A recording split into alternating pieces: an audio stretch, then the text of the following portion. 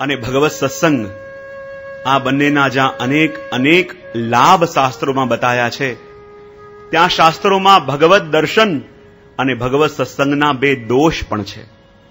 આપણને લાગે શાસ્ત્રોમાં લાભ બતાયા છે તો સમજમાં આવે, પણ ભગવત દર્શન અને ભગવત સત્સંગના પણ કોઈ દોષ હોઈ શકે? બોલે હા, આ બે દોષ છે. અને આ બે દોષ જ્યારે આપણી અંદર આવે તો સત્સંગ શ્રવણ કરેલું સાર્થક થાય. આ બે દોષ છે, એક તો અસંતુષ્ટિ અને બીજું અતૃપ્તિ. કેટલું પણ શ્રવણ કરીએ સંતોષ ન થાય, કેટલી પણ ભગવત સેવા કરીએ અસંતુષ્ટિ રહે, ના હજી મારાથી કંઈ બનતું નથી. કેટલાય સત્સંગમાં આવીએ પણ છતાં મનમાં ખટકો રહ્યા કરે, તો માનવું આ સત્સંગના અને ભગવત સેવાના બે દોષ આપણી અંદર આવ્યા છે. અને જ્યારે આ બે દોષ આપણી અંદર આવે તો સાચા અર્થમાં આપણું જીવન કૃતાર્થ થાય. અને આ ગોપીઓ જેમ જેમ આ પ્રભુની લીલાઓનું ગાન કરી રહી છે, એમને તો એમ હતું કે આ ગાન કરીશું તો મનમાં શાંતિ મળશે, આ ગાન કરીશું તો કદાચ મન શાંત થશે. પણ જેમ જેમ પ્રભુની લીલાનું ચિંતન, પ્રભુની લીલાનું ગાન, પ્રભુની લીલાનું સ્મરણ થઈ રહ્યું છે, આ મન ઓર વ્યગ્ર બની રહ્યું છે, આ મન ઓર લોભી બની રહ્યું છે. એ પ્રભુના સ્વરૂપનું પાન કરવાનું, પ્રભુના સ્વરૂપનું ચિંતન કરવાનું, પ્રભુના સ્વરૂપનું અનુભવ કરવાનું. અને એ ગોપીઓના સ્વરમાં સ્વર મેળવી આપણે પણ આ ગીત ગાવાનું છે. પણ આ ગીતના શ્રોતા બનીને નથી ગાવાનું, આ ગીતના સ્વયં ગાયક બનીને, આ ગીતના સ્વયં વક્તા બનીને આ ગીત ગાવાનું છે. તો જ એ ગોપીઓની પીડા આપણે અનુભવ કરી શકીશું, એ ગોપીઓના ભાવને હૃદયમાં કેન્દ્રિત કરી શકીશું. હું કાયમ કહેતો હોઉં, સ્કંદ પુરાણમાં બતાવ્યું કે જેમ સત્સંગ શ્રવણ કરવા વાળા તો બધા હોય, પણ સ્કંદ પુરાણ શ્રોતાઓના પ્રકાર બતાવે, ઉત્તમ, અવર, મધ્યમ. અને એની અંદર ઉત્તમમાં એને 4 પ્રકાર બતાવ્યા. શ્રોતા કેવો? ઉત્તમ, કે જે હંસ જેવો હોય. શ્રોતા કેવો? જે ચાતક જેવો હોય. શ્રોતા કેવો? જે શુક જેવો હોય. લક્ષણ બતાવે છે. સૌથી પહેલા કહું કે શ્રોતા કેવો? કે જે હંસ જેવો, કે હંસની પાસે વિવેક છે. જલ અને દૂધ મિક્સ કરીને આપો, એમાંથી દૂધ લઈ લે અને જલ છોડી દે, એવું જ એની પાસે લક્ષણ છે. પોતાના ગ્રાહક કરવાની વસ્તુ એ ગ્રહણ કરી લે, એ હંસ જેવો શ્રોતા છે. બીજી વાત આવી ચાતક જેવો શ્રોતા. અને ચાતક જેવો શ્રોતા કોણ? કે જેમ ચાતક સ્વાતિ જલ બિંદુ વિના રહી ન શકે, એટલી બધી અનન્યતા, એટલી બધી ટેક એ ચાતકને સ્વાતિ જલ બિંદુ માટે છે. એટલી ટેક જ્યારે ભગવત સત્સંગ માટે થઈ જાય, ભગવત કથામાં સાંભળવા આવવું પડે, ભગવત કથા સાંભળવા આવીએ, એ તો સાધન દશા છે. પણ એવી અવસ્થા આવી જાય કે સાંભળ્યા વિના રહી ન શકાય, સાંભળ્યા વિના જીવન અસંભવ લાગવા લાગે, સાંભળ્યા વિના રહેવું એ કલ્પના કરીને પણ આપણા પ્રાણ જવા તૈયાર થઈ જાય, તો માનું હવે એ ચાતકની અવસ્થા આપણી આવી છે. જેવી ટેક એ ચાતકને સ્વાતિ જલ બિંદુ માટે છે. ગંગા કિનારે રહેતો હોય પણ તરસ્યો મરી જાય, પણ પીશે તો માત્ર સ્વાતિ જલ બિંદુ પીશે, એના સિવાય કોઈ જલને એ સ્પર્શ પણ કરતો નથી. એવી ટેક જ્યારે આપણા પ્રભુની કથા માટે થાય. નથી પેલું બચલી સત્સંગ જ્યારે પેલા ચાતકે એના બાળકને બોલાયું અને ચાતકને લાગ્યું કે અમે તો અમારા કુલની રીતિ નિભાઈએ છે, તરસ્યા મરી જઈએ પણ પીએ તો માત્ર સ્વાતિ જલ બિંદુ પીએ, પણ અમારી આ કુળની પરંપરાને અમારા બાળકો વધારશે કે કેમ? એમ વિચાર કરી એના બાળકને બોલાયું અને કહું, જો બેટા, આપણા કુલની આ મર્યાદા છે, તું તરસ્યો મરી જજે, પણ જીવનમાં પીએ તો માત્ર સ્વાતિ જલ બિંદુ પીજે, એના સિવાયનો બીજો કોઈ જલ પીતો નહીં. અને ત્યારે એના બાળકે કહ્યું, પિતાજી, મને તો આજે ખબર પડી કે સ્વાતિ જલ બિંદુ સિવાય બીજું પણ જલ દુનિયામાં છે. મેં તો માત્ર એક જ જલ જોયું, એક જ જલને જાણ્યું છે, અને એ આ સ્વાતિ જલ બિંદુને.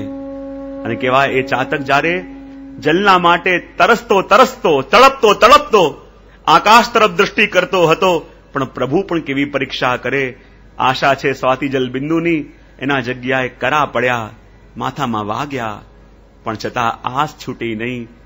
તરસને મારે જલના માટે તડપી તડપીને ગંગાજીમાં જઈને પડ્યો, લોકો તો ચાહે અંત સમયમાં મુખમાં ગંગાજી જાય તો ઉદ્ધાર થાય, પણ જ્યારે ચાતક સ્વાતિ જલ બિંદુ માટે તરસતો તરસતો ગંગાજીમાં પડ્યો, આખા શરીરને તો ડૂબવા દીધું, પણ ચાંચ આકાશ તરફ રાખી. મારો તો વ્રત છે, મારા મુખમાં જાય તો માત્ર સ્વાતિ જલ બિંદુ જાય, અને એના સિવાયનો કોઈ પણ જલ કેમ ન હોય, જો એ મારા મુખમાં જાય તો મારો વ્રત ભંગ થઈ જાય. આવી અનન્યતા જ્યારે આવે તો એ ચાતક જેવો શ્રોતા છે. ત્રીજી વાત કહી, મીન જેવો શ્રોતા. મીન જેવો શ્રોતા એટલે જલનો સ્વભાવ છે. મીનનો સ્વભાવ છે કે જલમાં જ રહે, કારણ કે જલમાં રહેવું એનો શોખ નહીં, જલમાં રહેવું એનું જીવન છે. અને જલમાંથી એક ક્ષણ માટે દૂર કરો, જેવી દશા એ મીનની થાય, તડપી તડપીને વ્યાકુલ થઈને દેહ છોડી દે. એટલા માટે તો આપણા ભજના દોહાકારોએ દોહો લખ્યો કે મછલી તો જલ में તરે બહે જાત ગજરાજ. મછલી તો જલ में તરે બહે જાત ગજરાજ, જાકો જાકો આશ્રય તાકો તાકી લાજ. કહેવાય જલમાં જ્યારે ભયંકર પૂર આવે તો એ પૂરમાં મોટા મોટા હાથીઓ વહી જાય. એ પૂરનું પાણી મોટા મોટા બલવાન હાથીઓને એમની સાથે વેવડાઈને લઈ જાય, પણ નાનકડી માછલી જે હોય એ આરામથી જલમાં તરતી હોય.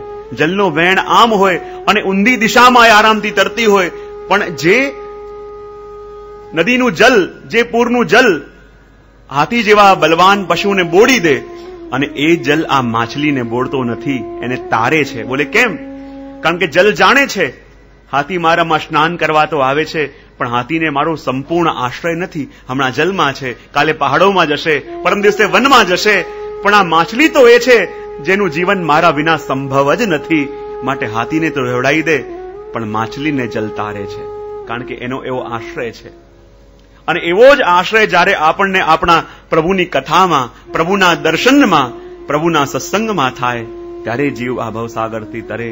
ત્રીજો ક્રમ બતાવ્યો ચોથો, શુક જેવો વૈરાગ્ય શુકની અંદર છે, એવો વૈરાગ્ય ધારણ કરી આ કથાનું શ્રવણ કરીએ, ચિંતન કરીએ, તો સાચા અર્થમાં એ આપણા જીવનમાં સાર્થક થાય. તો આવો ગોપીઓના સ્વરમાં સ્વર મેળવીએ, અને ગોપીઓની સાથે સાથે ગોપીઓનું ગાયેલું આ યુગલ ગીત એનું સ્વયં ગાન કરીએ, અને માત્ર શ્રોતાના બની આપણે સ્વયં એ પીડાનો અનુભવ કરી ભક્તા બનીએ.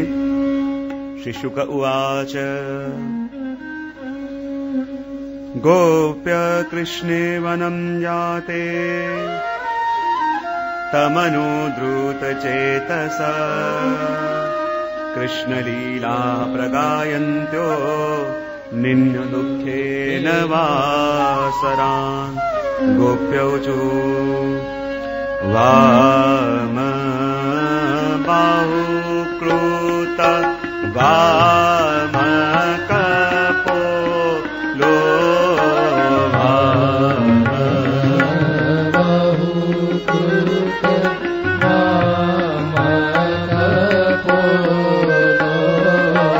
વલ્ગીત ભ્રુરધ રાત્રિત વલ્ગીત ભ્રુરધ રાત્રિત